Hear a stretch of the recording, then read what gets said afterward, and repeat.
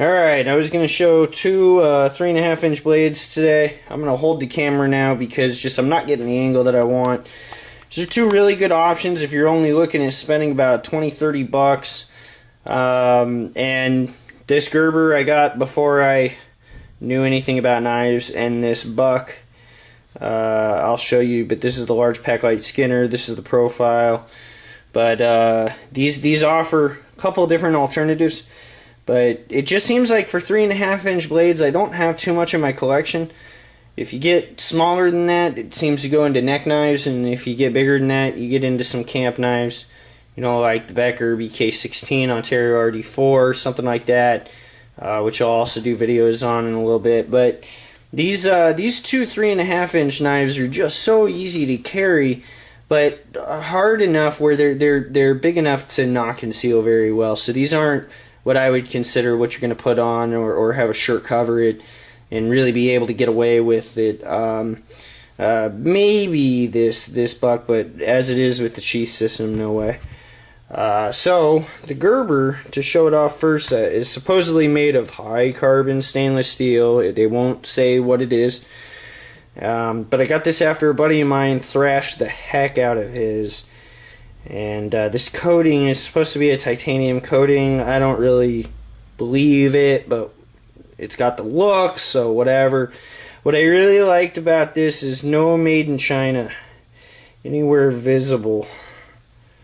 Now, I know if I probably took the handles off, it would.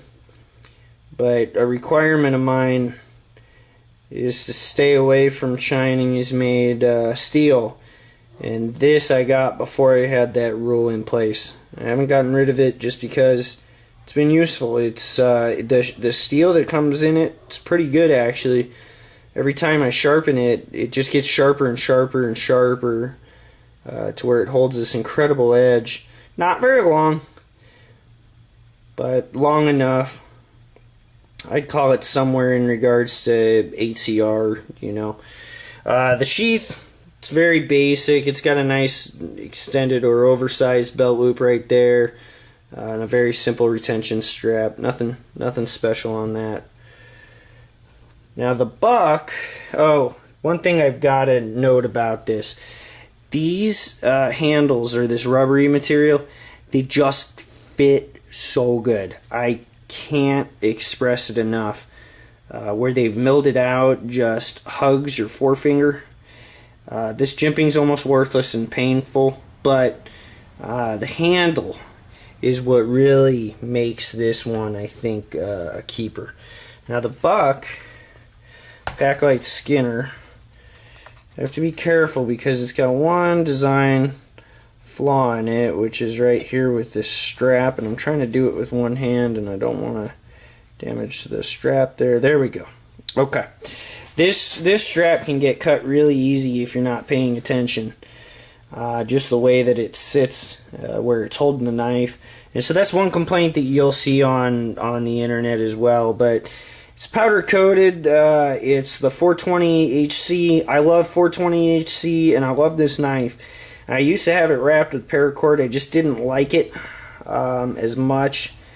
And it didn't fit into the sheath as well, so once I get more into sheath making, I'm just going to make my own sheath for it. But what this really has going against it is just this worthless pocket loop right here.